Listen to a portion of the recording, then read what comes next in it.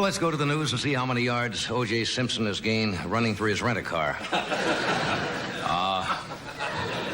President Ford is, I'm happy to report, if you didn't know, is in good health now, and he's back at his office with a full schedule. And the other day, in honor of the nation, he went down and placed a wreath on the tomb of the unknown economic policy. That's what President did. It wasn't a particularly funny thing he did, but he hasn't got the greatest sense of humor. You know who's in the nation's capital right now? Egyptian President Sadat. And our president is very generous. He agreed to help President Sadat by giving him $1 billion in economic aid. And when Mayor Beam of New York heard that, he put on a burnous and ran into the Oval Office yelling, "Alms for Allah! Alms for Allah!" New York.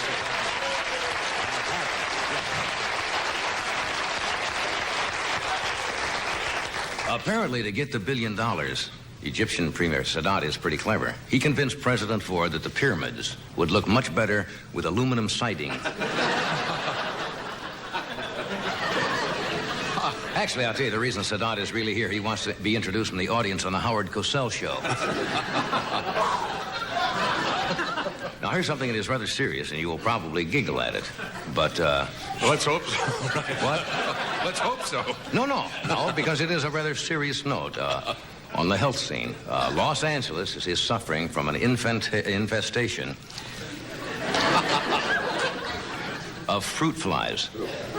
Fruit flies have invaded Los Angeles. Now, it's a Mediterranean fruit fly, and it poses terrible problems. Not only that, but Police Chief Davis resigned when he heard that.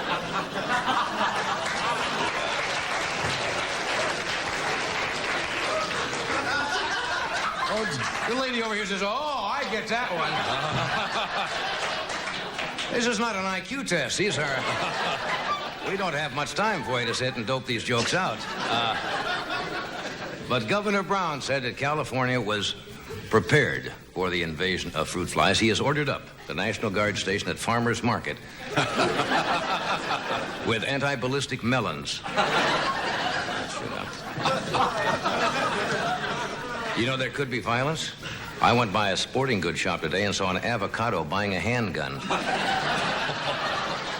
Avocados have the right to bear arms. Now, you see, here's the problem with the fruit flies, if you don't know what the problem is. No, this could be very serious because they could wipe out... Well, wait a second, I'm trying to do our little bit for our state here. These fruit flies are dangerous, and they want to get rid of them. But the regular insecticides do not work. So here's their plan. What they're going to try to do is to get the fruit flies, the female fruit flies, to mate with sterile fruit flies. And in that way, they will have no offspring.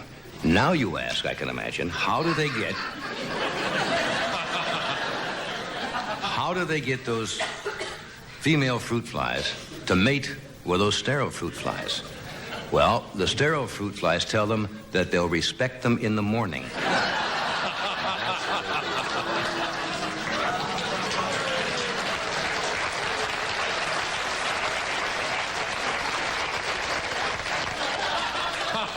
Okay. Well, let's go to the television season and see what... Another television show got the axe. This has not been the most skyrocketing season for television. A show called Beacon Hill was dropped by CBS. Now, that is a show, if you have not seen it, it's the story of the Boston rich and their servants. And that was canceled. Now, what happened? It happened without warning. It seems that Mr. Lassiter was in bed with the upstairs maid. Mrs. Lassiter was down in bed with the downstairs butler. And while they were doing it to each other, the network did it to them.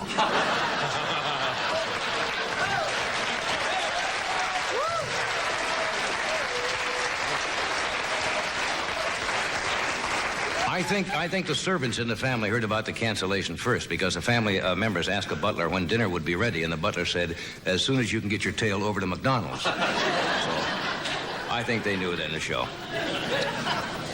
Well, let's see what else happened. You know whose birthday it is today? I'll bet you don't know. Anybody? Whose? The gentleman right there with the glasses. That's true. It is our producer, Fred DeCordova's birthday today. Happy birthday, Fred. Happy birthday.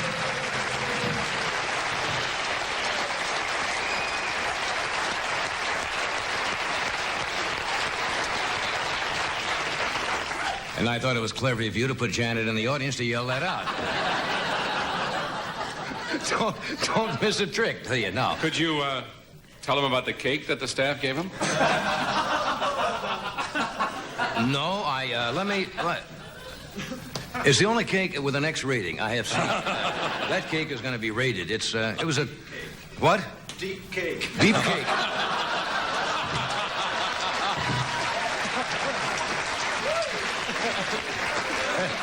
Yes, it was.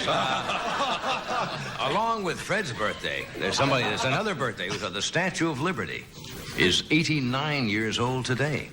And in New York, they held a big celebration for the Statue of Liberty on the 89th birthday. And instead of a bonfire, in order to conserve, energy, they didn't use candles at all. What they did, they just burned up 89 Big Mac bonds. That's what they did. I think it was your birthday hurt the rhythm here. Here's an interesting item. This is the year of the women, right? Women's organizations are trying to get things going. The Girl Scouts finally have agreed to accept Boy Scouts into their organization. That's absolutely true. Yes. What? They voted it down. All right. They voted that down. That's the latest report.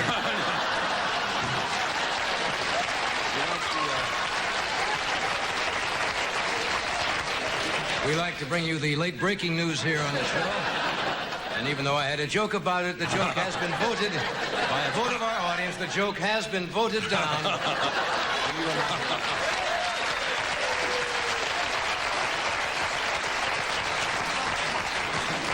But let's say if they accept it. Yeah, that's it. If they change their mind, what? What? If they change their mind and accept them. Well, it's too late now. Try it.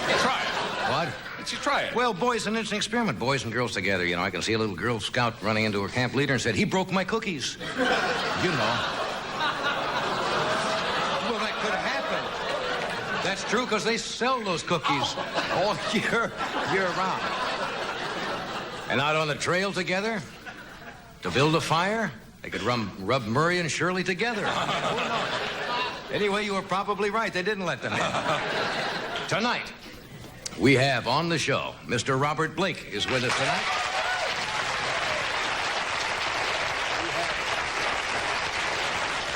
Very funny comedian, Kelly Monteith is here. We have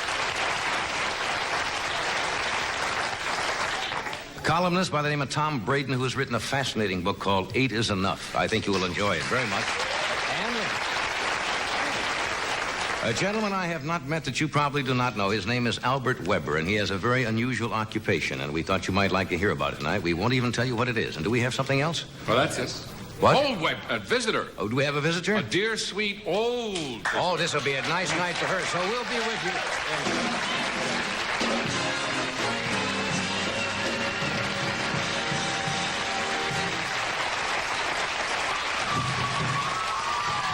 We'll be right back.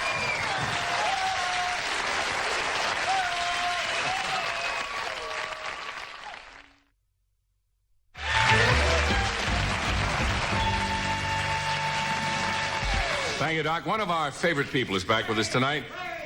Like many of the senior citizens, she's going back to college to prove that age is no barrier to learning, and it's never too late to grow and improve your mind. Would you welcome, please, dear, sweet, lovable, old Aunt Blabby.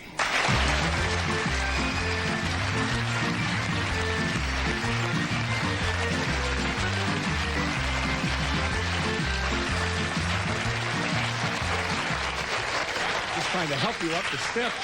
Stagehand tried to get me just as I came out. Trying to help. Awful people. You're looking so good. Oh, hi. It's great to see you. It's a great feeling to be alive. Yes. I wish I had that feeling.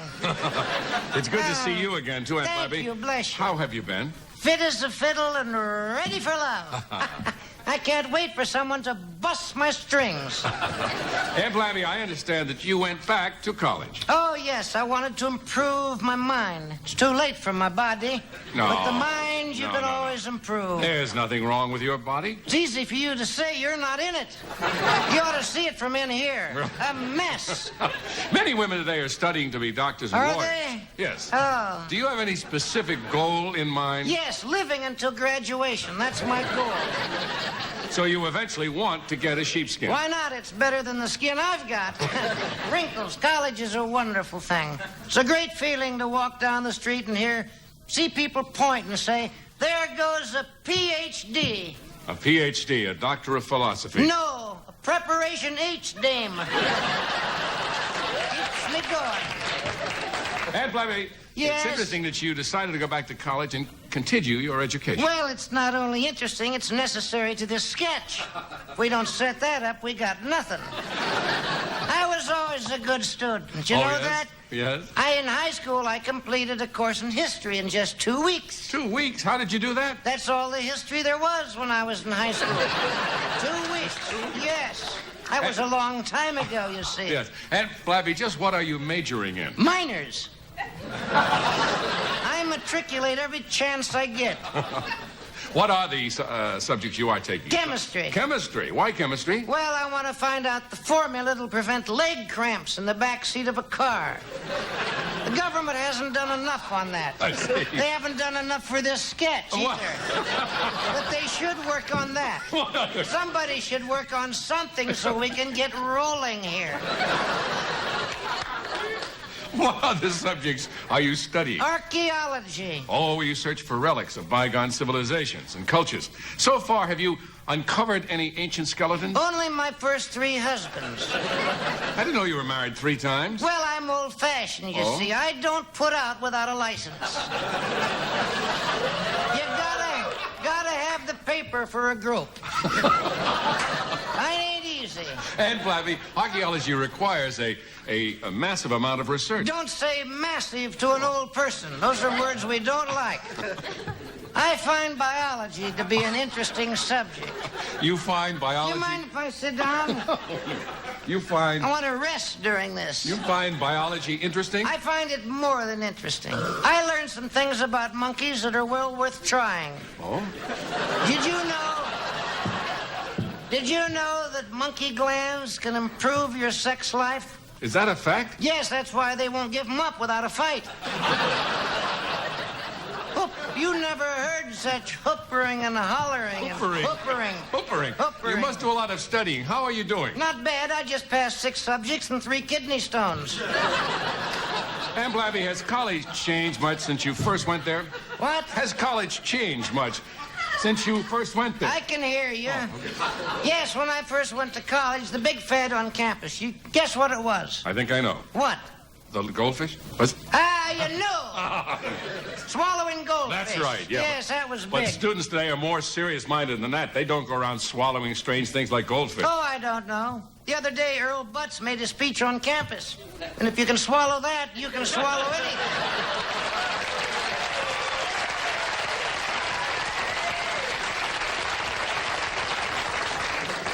Aunt Blabby, when you first went to college, were you a Phi Beta Kappa? No, I always took precautions. What do you like best about campus life these days? What? What do you like best about campus life these days? The co-ed restrooms. Co-ed restroom? Well, when everybody's wearing jeans, who knows the difference? Many students...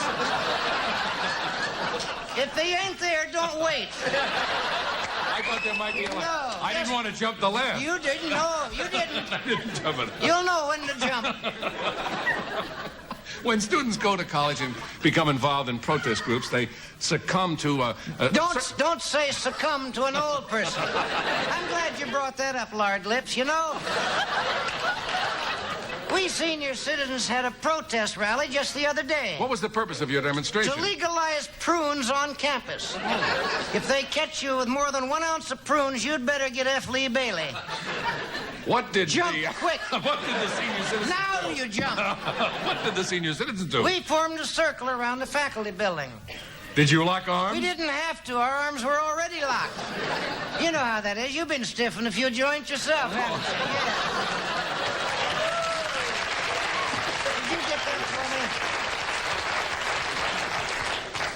for me? Okay, now we're back on rhythm. You said you surrounded the faculty building? You're alert. That's what I said. What yes. else did you do to protest? Well, after an hour of shouting prune power, we all leaned over and soaked our dentures in the giant fountain.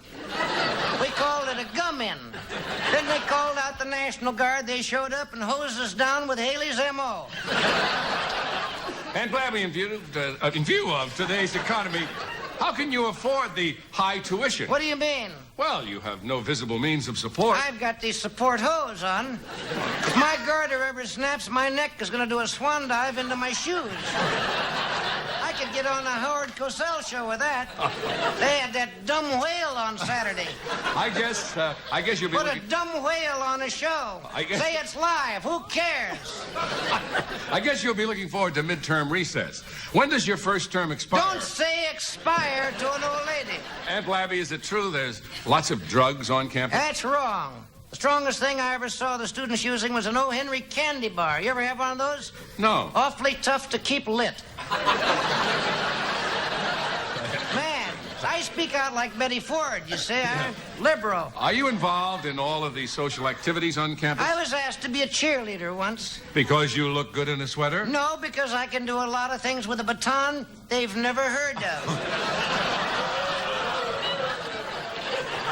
I wonder, Aunt Blabby, if you could demonstrate one of your school cheers. I don't see why not. I'm covered by the Auto Club. Here's a cheer. It was made up just for me. Give me an E, give me a J, give me an R, give me an X, give me a P, give me a G, give me a zoo, give me a Q.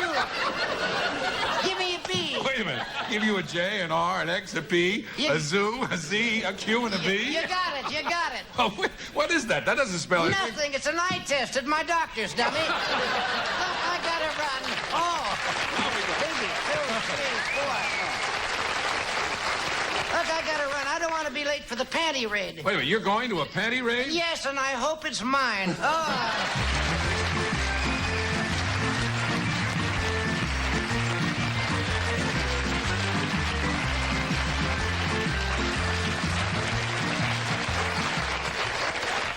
After we pause for this brief intermission, we'll be right back.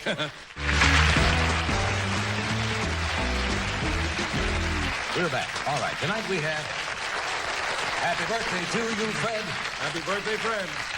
Our Freddie's birthday. Tonight we have Robert Blake, Kelly Monteith, Tom Braden, and Albert. Albert Weber, you're going to meet right now. We try to bring you things in good taste occasionally on the show. Tonight we thought we would bring you something in good smell. Albert Weber works for the Food and Drug Administration in Brooklyn. His official title is Chemist, Analytical Organoleptic Specialist, Seafood. That was true. This is not a put-on or anything like that. Well, his job is to smell fish for the government and say whether it's fit to eat or not. This is not a joke. This is not an actor. This is a gentleman who has this job. We thought it would be fascinating. Would you welcome Mr. Albert Weber?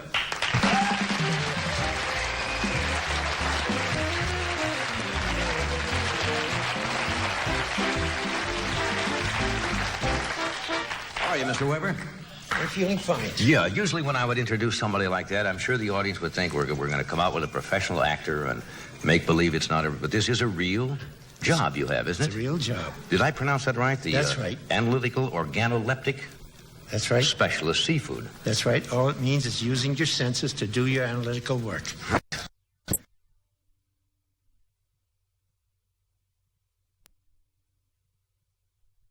Yeah.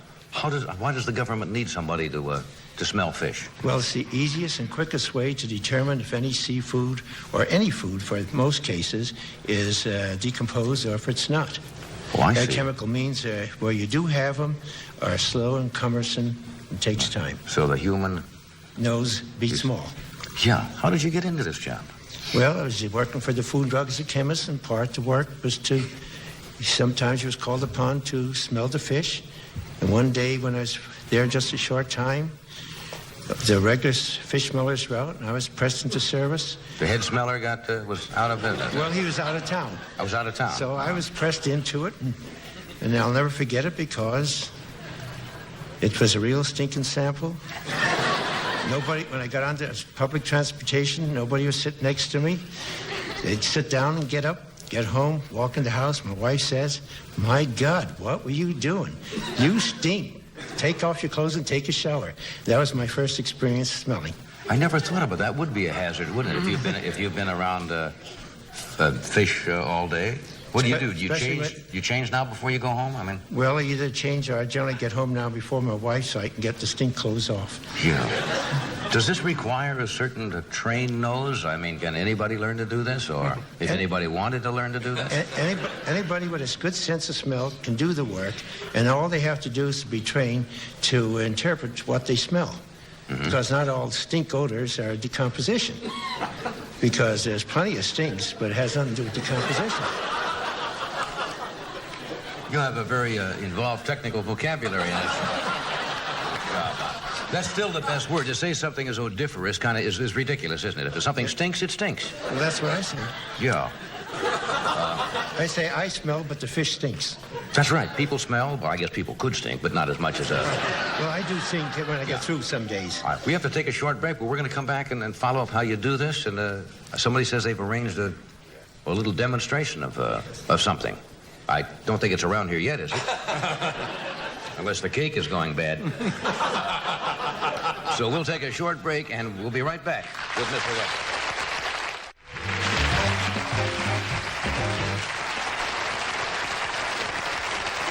Robert Blake will join us shortly, and we have Tom Braden and Kelly Monteith. Right now we're talking with Albert Weber, who is, I guess, fish smeller, to make a short title for the city of Brooklyn, right? That's good. Now, let me ask you this. Are there any side effects to this job? I mean, does it dull your senses after a while? Oh, well, sure, you can't be smelling all day without what I call a nose break.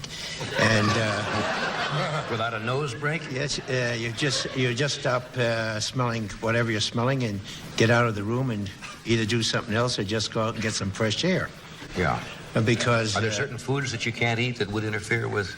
Well, the foods, no, not eating foods. But if someone's working with you, you got to be careful what you have on your line. The cosmetics, you can't use aftershave lotion because it won't bother you, but it'll bother the person next to you.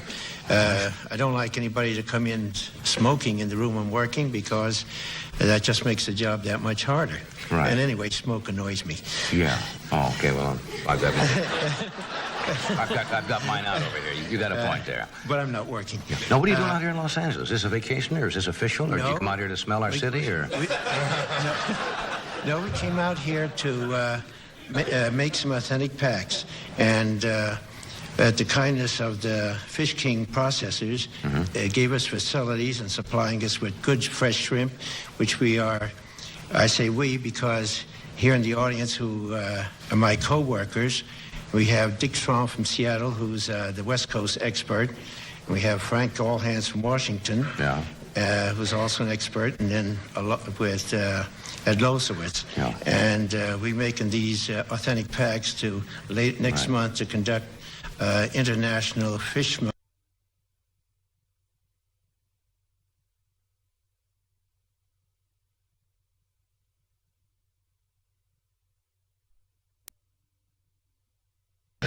No, we take the fresh shrimp, and that's classified as Class 1. And by definition, it's a good commercial quality.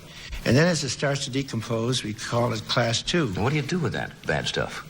Well, with the bad stuff, if it's within the tolerances, we pass it. If it's outside the tolerances, if it's an import, it's detained, and the importer can destroy it or ship it back to the country or bring it within the... that must be wonderful when it gets back to the country if it's already...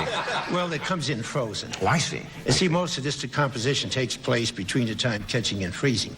If they mishandle it, don't keep enough ice or refrigeration... That's when fish generally goes bad, huh? Yes. So it takes, you can keep a fish just slightly iced for 2 weeks before it starts to decompose, but then it goes very fast. Now, we have a couple of samples here, and I don't exactly know what they are. Well, can you tell us Of course, our television audience at home won't be able to appreciate this because we don't have... folks like wine with your dinner? No. No, we have 2 samples of shrimp here. Here, this you don't have to worry about this one. Oh. This is good, fresh shrimp. I would have guessed. It's class 1. I would have guessed that this was gone bad. Not necessarily. Because it's a different color. You can't go by color. You have to go by odor. And all you have to do to see if it's good or bad, just break it into the open. flesh, give it a little short sniff, Right. and that's a good shrimp, and that's a good odor. If I eat shrimp, I would eat those. Uh-huh. Now this is class 3. Class 3. You see the change in the color. These.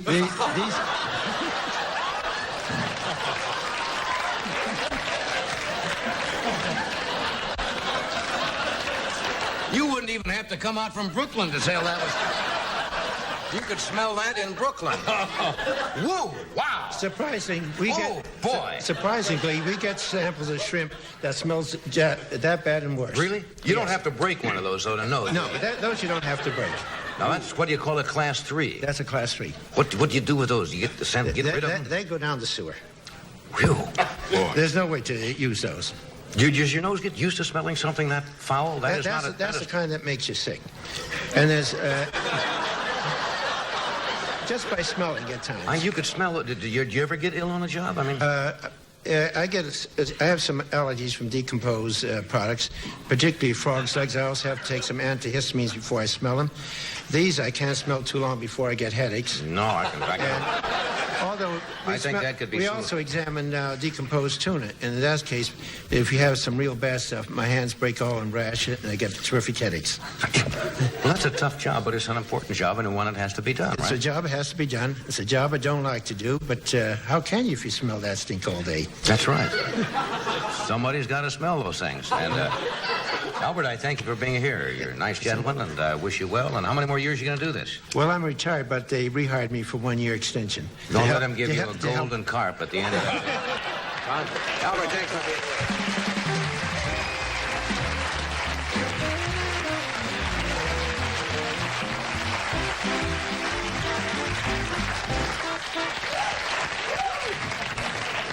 Oh, boy. What won't you be ordering as an appetizer tonight? You know, you can have a can of right guard here, and a little white flag would come out if you press the button. Boy! Pungent is the word. No, that's not. That's not pungent. That's bad. You wouldn't have to be. I mean, the man's an expert, but I mean, you could bring a gorilla in, and he would know. He would know that ain't a good fish. Does that set you free in the nostrils? You folks couldn't smell it out there, could you?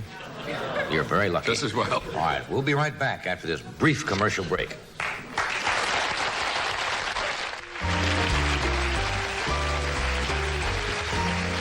Okay, we are back, and good friend of mine. I admire him tremendously. He's a super actor. Won an Emmy this year. He's the star of his own show, Beretta. Would you welcome Robert Blake?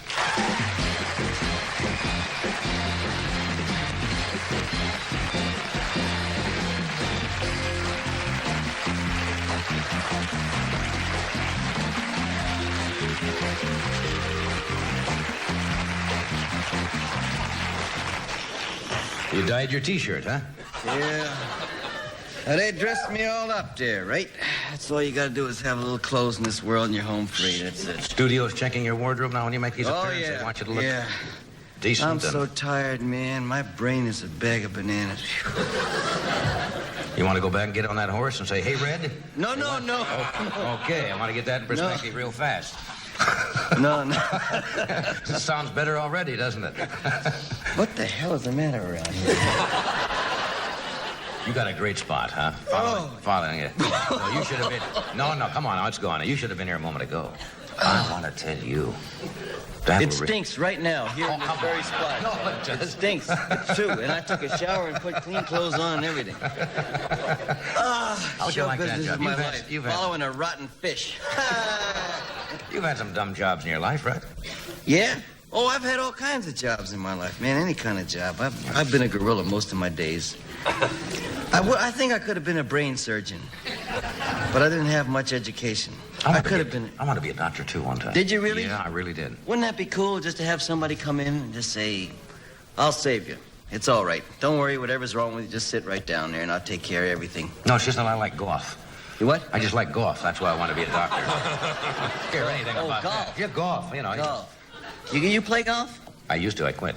Yeah. I quit. I don't do that much. What do you work out a lot, I know. You keep in shape. Yeah, that's right. Health foods? That's jailhouse exercises I do. You shoot pool, lift weights, play ping pong, all the stuff they got in the rec room in the joint.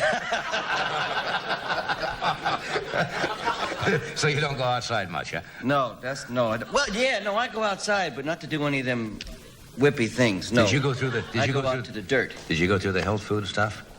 With Yeah. Got the soybeans and the... I eat a lot of health food, and I take a lot of vitamins to counteract an incredible amount of garbage that I eat. Yeah.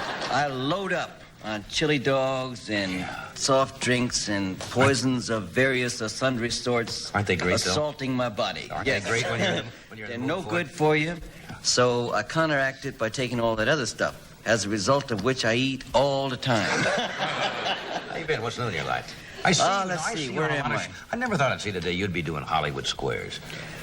Well, I'll tell you. Because you were kind of Very anti-establishment and so forth, and all of a sudden I see you up there saying Robert Blake in square number 6. My whole life in school, I was a dummy. And the first IQ test I had was a 85. And But that doesn't mean anything. That's when they give you a banana and a spare tire to play with. And say, don't chase the cars. That's right. He's getting out of line. Hose down his cage, cool him out. See, that really doesn't... Those IQ tests, as you know, and probably No. do, are not reliable. It took me 1,100 years to learn that because when I was in the Army, strange thing happened. I took a test, and they asked me if I wanted to go to OCS. And I said, what's that?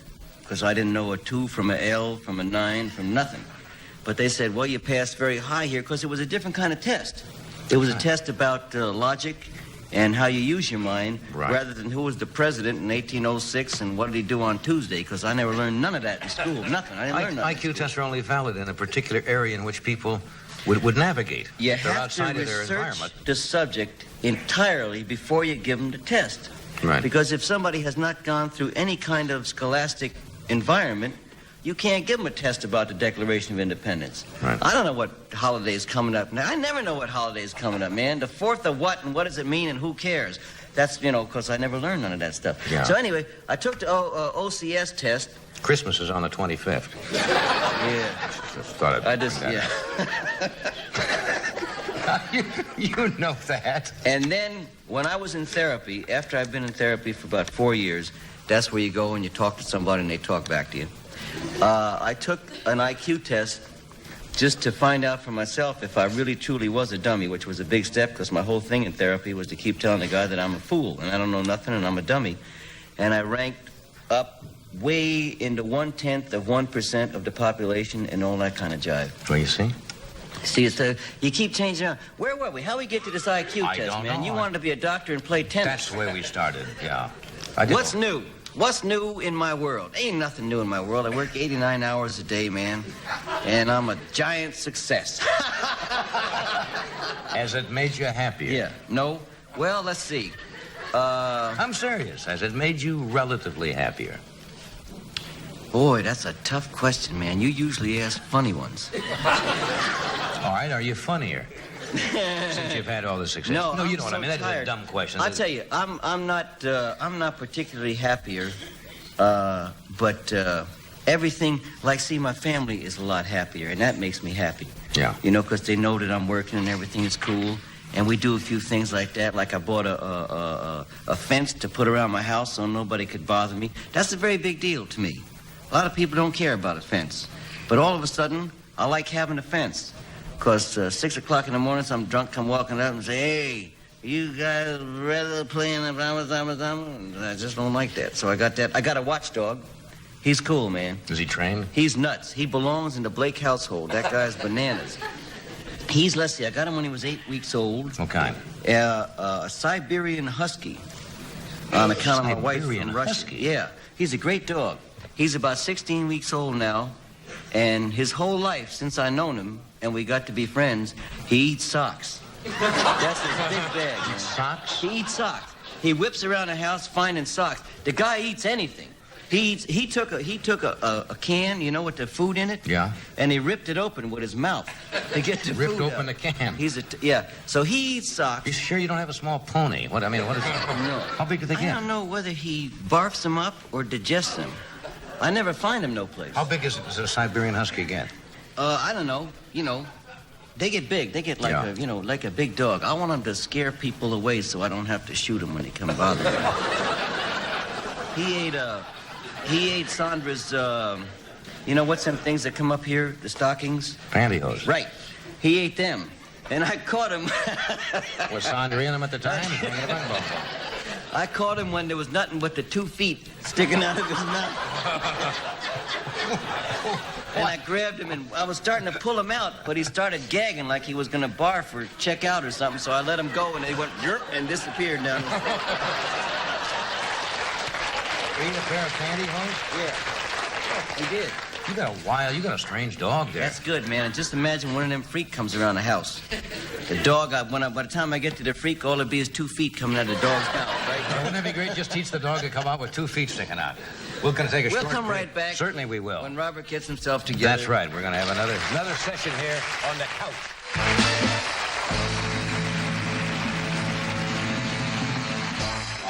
We are back. You were dozing off here during the commercial. Yeah. What time do you get up? When do you go to rehearsal? What? We don't rehearse. You don't rehearse, just go. No, you folks in the live telly rehearse. What do you mean? We show up here. We get up at 5 bells and report downtown to 5th and Los Angeles. Man, I was rolling around the other day in so much puke and stuff like, you know, down there, it's a whole other world. Yeah. You forget what some of them folks go through and where they have to go to the John and who's got to work in it and all like that. Anyway, that goes on until about 7 or 8 o'clock at night, and then you go home, and that's success, folks. That's the big leagues. You had a birthday, didn't you, a week or so ago? Yes. Oh, I had a wondrous birthday. I hate birthdays, man. I don't like birthdays. Didn't you have a cake and all that? No, I refuse to go through any of that stuff. It panics me out. Why? Well, because I never got anything that I wanted for my birthday. Christmas, stuff like that comes along, and oh, a robe. Oh, gee, that's wonderful. Gee, I really always wanted a robe. Oh, my goodness, some new pants that I could wear to school. Isn't that terrific? You know, they use an excuse to buy you stuff that they're going to have to buy you anyway to keep you going around. Like a pair of socks. Yeah, right. Oh, that's wonderful. 8 new socks for my birthday. It could be worse. It could be 7. And then, you see, what you have to do is you got to act like you love it. Right. Ah, gee whiz, Ma, you really came through this time. That's terrific. Does anybody ever get anything they want for their birthday? I don't think so, man. Why? What did you want? I wanted a new train, man. I want something cool. I want a pack... something like... something I could be somebody. Something that keeps on giving.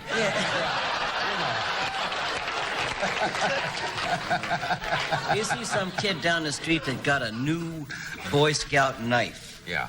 Did you ever Hey, get a you Boy know, Scout that's knife? fascinating.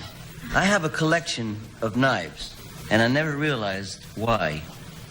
But it's because when I was a kid, I always wanted to get a pocket knife. With all those things on it? Yeah, with all the damn them things never worked. ace I got things. one. You're lucky you never I'd have got just one. opened it up and put it next to my head when I went to sleep and looked at it. It would have been cool to have one. It Yeah, was they had a disappointment screwdriver, to they you? had a can opener, they had a compass, they all had those things. All those things that the white kids had, man. Just wonderful toys and gadgets you could play with. And I'm sitting there with something that I had to... So anyway, I don't like birthdays. What I'm going to do someday is I'm going to give myself a birthday. And I'm going to get drunk and have a cake. And I'm going to buy everything that I ever wanted to have when I was a kid. One for each year of my life.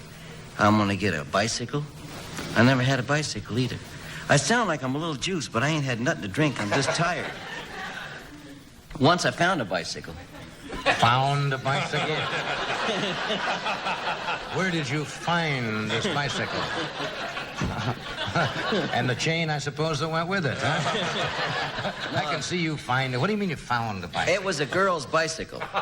And I took that bicycle, and I rode it, and I rode it, and I rode it. But I always kept riding it fast, man, because I was afraid if I slowed down, somebody'd get a look at it. A hot bicycle. I kept it in a vacant lot down at the corner in the grass. And in the wintertime, you know, the grass grows tall in the vacant lots. You could hide anything in it. I always had fantasies about having a girl and taking her out to a vacant lot where there was grass. And just hide her for the winter, you mean? No, I'd be there with her. Oh, I see. We'd be laying down in the grass and nobody could see us in the whole world, just laying in the grass. Didn't you ever do that? No, I didn't do that. I had that bike in the grass. It's not the same. Did you do that? Not the same. That's how I had a girl in Nebraska, a 10-speed girl. Used to go out in the cornfields, you see, in the cornfields on the fall. That's how come you got the courage to sit here every night. You know who you are on account of you had a girl out in the green grass in the wintertime. That would be ace. That was terrific. I used to go out and lay in that grass and roll around. There was rotten beer cans that would tear at you and all And no stuff girl? like that. No, well, that's never tough. had no girl. There was Nancy down the block, but she could run faster than I could. We'd play hide and go seek. Well, And I just, one thing in my that life. sounds normal. If Nancy would have only tripped, I would have been all up over her, quick like a flash. Well, that's not the way you play hide and seek, you know. I didn't know. Nobody's playing the rules. No, I never went to public school. I didn't know what the hell they were doing, man. I'm going to throw you a birthday party, your next birthday. No, don't do it, John. Really? They'll wipe me right out. Oh, what From do the we do? ground floor up. Yeah, they was going to throw me a party on the set. You know, where I do You said- Petrocelli. Oh, come on. I said no, I wouldn't go for it. Just pass on it. Really? Be cool. Well, Yeah. I wouldn't do it, because A lot of things it takes a long time to get past. I don't ever admit that I'm healthy, you see. I just go along with what I'm doing. Like the other day, I told a very good friend of mine, I said, don't kiss my wife. I don't like nobody to kiss my wife. Oh, you mean at parties and stuff? Any place, I don't care. I just brought it up. I wasn't going to do it. I don't care if it's her brother come in from Guatemala after 20 years. I don't want nobody putting their hands on my wife. Well, you don't and own I know her, you it's know. sick. You don't I know own her. I know that. I'm probably one of the great women's libbers of all time. I want them to take over, man. We made such a mess. I don't want them to have equal. I want them to do it. And we'll lay back and see how they do. See how it goes. Right. But when it comes to anybody, No kissing. it just panics me right out, man. Now, it's wrong, and ain't nothing I can do about it. But if my best friend said, "Oh, Sandra, it's so nice to see you. Let me just give you a little here," I twitch, man. I'm going to break some part of his body. That's the part of your choice, huh? That's just right. Because I'm just... I know what you mean. I hate that at parties where everybody is. I don't like nobody to kiss me. You're you know, safe. you go You're to a safe, party huh? and shake hands. Oh, Robert, so nice to see you. And they kiss you. What do you do? Well, what I want to do is just grab them and just stick my tongue down their mouth. See? Then they won't do it no more. Yeah. Especially if it's That would teach me a lesson, yeah. We'll take a brief pause. We'll be right back. Beat me to the punchline.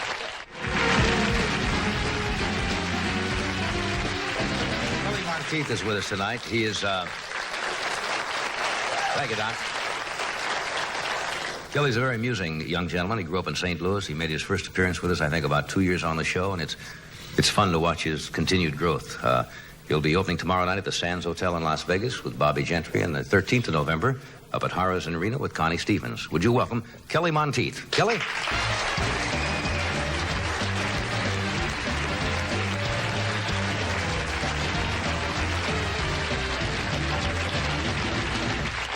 Thank you for that nice welcome. How are you all? My name is Kelly Monteith.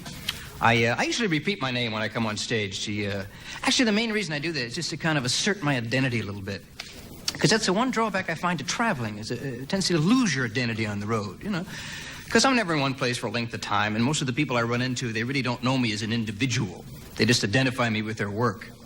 Like I stay in hotels, and a maid will see me in a hall. And to a hotel maid, I'm not Kelly Monteith. I'm a room number. That's how she'll identify me. Aren't you 1214? What? You're 1214, aren't you? Oh, yeah, that's me, 1214. That's why I have this terrible fear now of dying in a hotel and being buried as a room number. See that on my tombstone someplace. Here lies 1214. Sanitize for your protection. It's the same in restaurants, because I eat out all the time. You know, and waitresses, they don't know me as Kelly Monteith. To a waitress, I'm a food order. Because that's how waitresses identify people. We probably had them do that, too. You've been in a coffee shop or something, they come up to the table. Veal Parmesan? Liver and onions? And people at the table do the same thing. They go, no, I'm liver and onions. This is veal Parmesan. And this is chopped steak, and that's tomato surprise. Every time I do TV, I know there's some waitress in Alabama watching me going, oh, I know him. That's scrambled eggs, bacon, and no grits. So I guess we are what we eat in that sense. Actually, I think most of what I am really stems back to my childhood.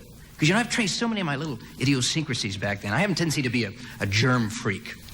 Now, I'm not obsessed about germs. I don't boil things before I use them. But I'm always concerned about them. You know, I never could figure out why. And then I realized, I remember when I was a kid, adults and parents and teachers were always coming down on me about germs. Come in from outside. Okay, run in, wash your hands. Why? Well, you've touched things. There's germs on your fingers. You've touched things. You don't know where they've been. Well, I was in the jungle gym. Hasn't left the playground in 14 years. Well, other people touch it. You don't know where they've been. Now run, wash your hands. Did you go to the bathroom? Yes. Did you wash your hands? No. Why not? I know where it's been.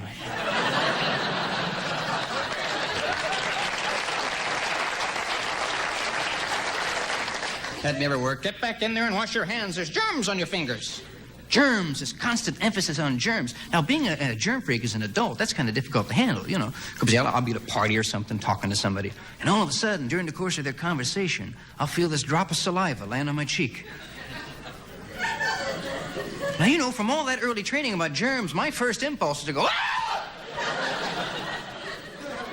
But I can't do something like that in a social situation, you know, so I gotta stand there and just grit my teeth and let it evaporate. Oh, I could brush it off real cool, but I'd give it away because I'd want to look at it, you see.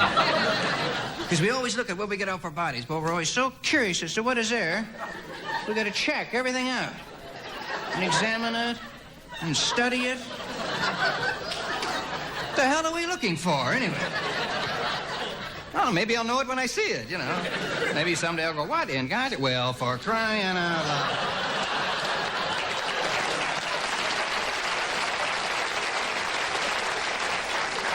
I haven't seen that since the 5th grade.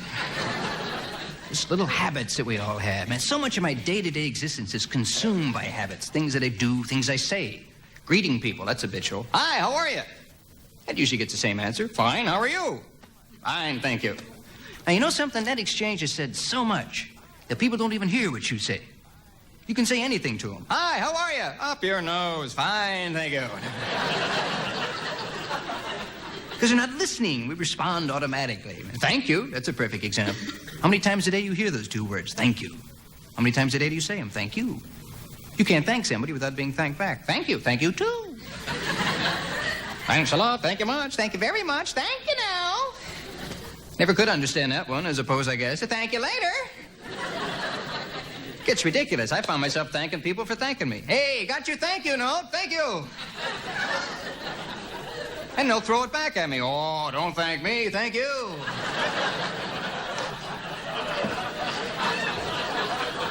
I hate to pay a check at a restaurant anymore. I go through an orgy of thank yous with the cashier. Enjoy your meal, sir. Oh, yes, thank you. It's very good. Well, thank you. Here's your change now. Thank you. Thank you. Oh, you're welcome. Have a nice day. Well, thanks. You too. Well, thank you. And then I'll walk out a door, and it says, thank you. You see, it's automatic. People say without even thinking, you're fired. Thank you. We just say because we were taught to say it. It was drilled into us to say thank you. You didn't say thank you, well, say pardon me. Say excuse me. Pardon me, excuse me. Those are two more all day long. Pardon me, excuse me. Ooh, excuse me. Oh, I'm sorry. Thought you were talking to me. Pardon me. I've excused myself to walls. Excuse me. Oh, it's a wall. Pardon me. I've had people step on my foot, crush all my toes, and I'll say, excuse me. Huh? Oh, excuse me. Thank you, thank you. And then I'll go home, and I'll be all by myself, and I'll burp. Excuse me. Then when I realize I'm alone, I go, sorry. Sorry? What am I sorry for? just a guilt response, you know, because I feel guilty about things like that. Actually, I feel guilty about a lot of things that I have really no reason to feel guilty about. Passing a hitchhiker is a perfect example. I'll feel so guilty about that, especially if the guy glares at me when I go by, you know. Gives her one of these shots. Now, I'll feel so guilty about passing him that I'll make excuses in sign language. I'm turning at the next corner. Sorry. Then I'll look in the mirror and I'll see him give me his reply. Thank you, too. It's just that early training is just so powerful, and yet the government has no faith in it. It's really weird, because every one of us here, one thing we were taught was how to cross the street. I mean, that was just pounded into our heads. Don't you cross when there's traffic. Look both ways. When it's clear, then you go. Drilled into our minds. Now, how much faith does the government have in that training? I'll go up to any busy intersection. There'll be traffic just roaring by. And I look across the street, and there's that little sign. Don't walk. Well, I know I'm not supposed to walk. I mean, I was taught that. I'd be a suicidal idiot to step off the curb. Then when all the cars stop, I look up, and the sign says, walk.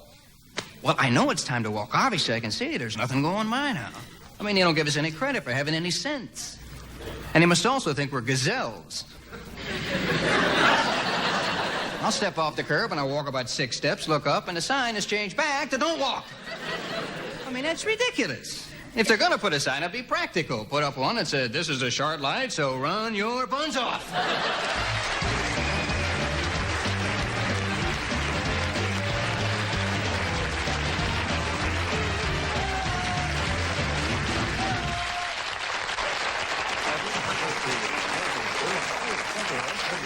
I'm afraid to say thank you. I am too. Thank you. Thank you, too. Yeah, it was very nice. Don't thank you. me. It's true, it's It's conditioning. in you. I used to have, when we go on trips, there are certain people who read signs. You ever not? For some reason, they're driving down the highway, and they just read anything. Oh, I do all that. Holiday Inn, 14, anything that's there, they read them out loud. Oh, I do that. I Like did that. nobody else sees them or hears them. I used to drive on the road by myself all the time. Used to read them. I still follow them. Yeah. Like the walk, don't walk thing, which is really silly. I've been on corners, there'd be nobody around, no traffic, and it says don't walk, so I don't. I stand there. Another thing, the one bugs me is the button on the light standards. Well, when you want to cross, you're supposed to... Press button for green light. Now, for years, I pressed that button. I never thought anything about it. And then one day, I pressed it, and I didn't press it, and I timed it both ways, and it doesn't make the light change any faster. I don't know what it's there for. And I it think just to doesn't- relieve your frustration. Yeah, it doesn't come on anyway. You know what bothers me? You ever stand waiting for an elevator, and there are 2 or 3 people there, and you press the button, and the guy standing right next to you will always walk over and press it again, which intimates that you are stupid, you didn't press it, your press wasn't good enough, I press it better. It happens every time. And then another person comes up, and they see 2 people, and he goes up and he presses the button again. I do that, too. I call it ego assertion. That's right. My turn to press the button. Yeah. The worst is when you're on the elevator and the doors are starting to close and somebody's rushing toward the elevator and you can never find that open door button. It's always like, oh, I'm sorry. I always want to go back down and say, I'm sorry. Thank you. Yes. It would probably close too quick before they could get on again. You know? Okay, let me take a break. We're coming right back. Stay where you are.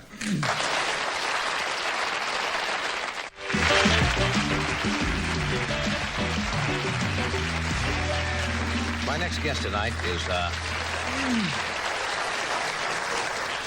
Mr. Tom Braden, who's a very successful syndicated columnist. He has written a book. It's a fascinating book because it's about... Oh, you got to run. That's right, Bobby. I told you I was going to... Because you got to go to work tonight. Yes. Downtown L.A.? Yes. Thank you, Bobby. Los Angeles, folks. Thank you.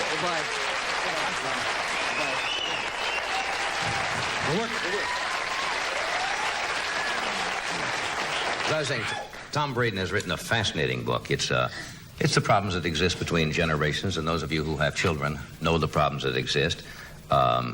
He is, as I said, a syndicated columnist. He's also been a newspaper reporter, a teacher, an intelligence officer, a parachute jumper. And he's written this book about his family. And fascinating. Would you welcome, please, Mr. Tom Braden. Tom?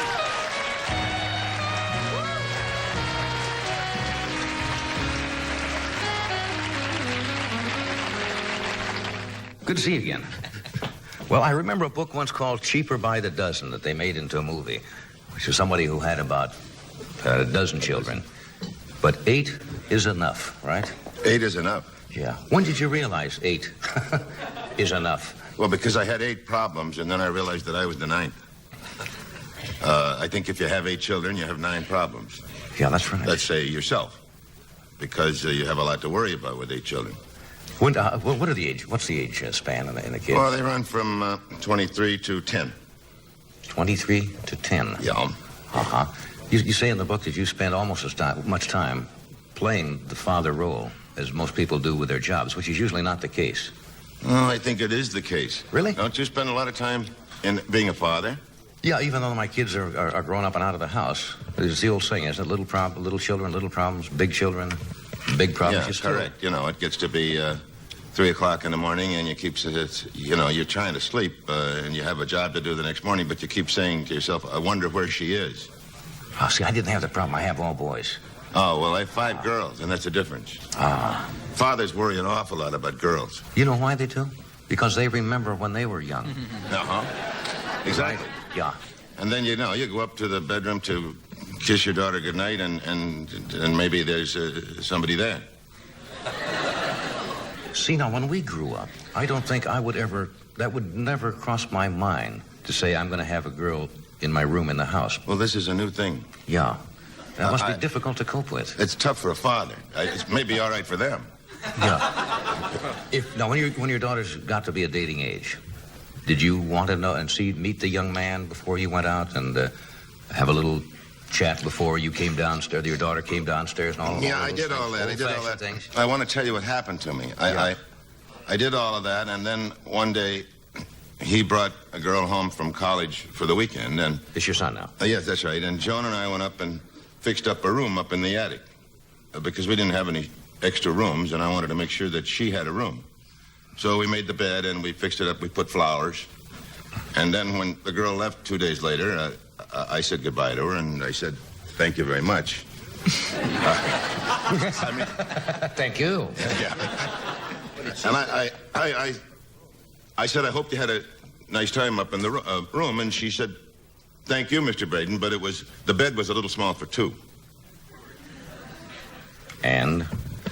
Well, there is no and. I looked at Joan, and she looked at me, and we closed the door, and I said to Joan, "Well, at least we made it possible." Propriety was reserved.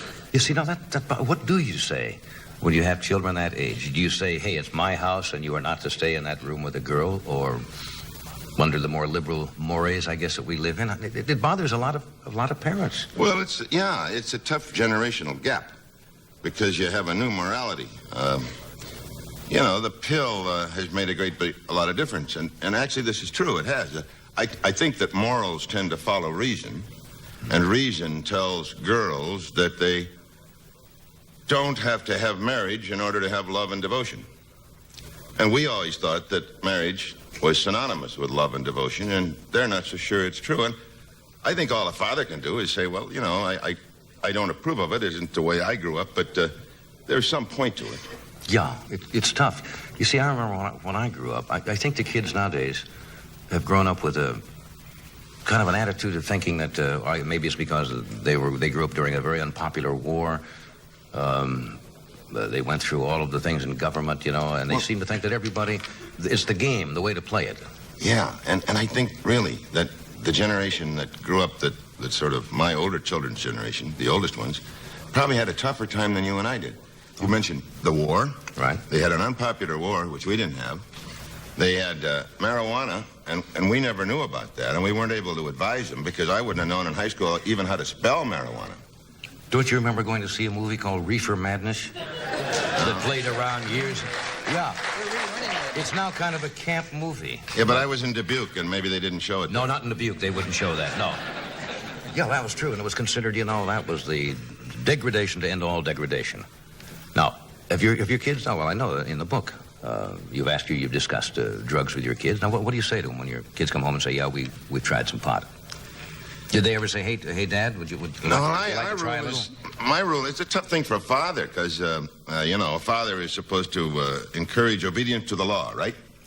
And then at 12 o'clock, and you get the phone call, and I always try to take the phone calls because I sort of think that's the father's job. Take those late-night phone calls. They're never good. And, and the voice says, Dad, I'm in jail. Did that happen? Yeah, that happened. And it turned out that there was a defective taillight. And after the car was stopped for a defective taillight, why, then begins the big search. And they found some marijuana, and there he is in jail. So the father is faced with this choice between loyalties. You're loyal to the law or you're loyal to your son, and naturally your answer is, hold on, you're not the first guy that was ever in jail, and I'll get on it in the morning. And then you go to his bank account and withdraw whatever he's got. See what you can do about it. Right. I've been through the same situation. But now I think they are minimizing some of those laws, so at least it's not a criminal offense anymore, and you don't get booked for it. The First Lady came under a little flack because she spoke her mind about what she felt on certain issues in the day, and I thought she showed a lot of courage to do it. And she said the other day, I don't think the fact that you're a president's wife or your husband is in the limelight should prohibit you from speaking out on something that you honestly believe in. I think it took a lot of courage for her to express those views. I agree with that. I think I was surprised that people acted as though they were surprised, but I don't think they were really surprised. It shows that double standard we have, same thing we were talking about. We have the law, and then we have the habit, and we know that kids are smoking marijuana, so it seems to me, she faced it. Right. You had something in your book about when one of your boys, I think, was in college, and then all of a sudden decided that wasn't for him. That always crushes parents in a way when they think, well, I've done this, now I've furnished money for an education, and all of a sudden you find that your child gets in school and doesn't particularly enjoy it and wants to do something else. Yeah, well, that's it. You're never sure whether that's it or whether that's the stage, which I call in the book the animal stage, where that's your bag, Dad. Every kid, every boy particularly goes through the stage of, well, that's your bag, Dad. Suits and ties and coats and vests, that's your bag, and college. So in anything that is really their own identity, or they think is their own identity, they're going to do just the opposite. They have to rebel against us. Yeah, to a certain extent. Yeah. What did you do when one of them said, hey, I want to change my lifestyle? Oh, I had a hippie for a while. He's no longer a hippie. I had a rule in our family. What we did with the animal stage was awful tough. I hated to do it, but I just cut off the money supply.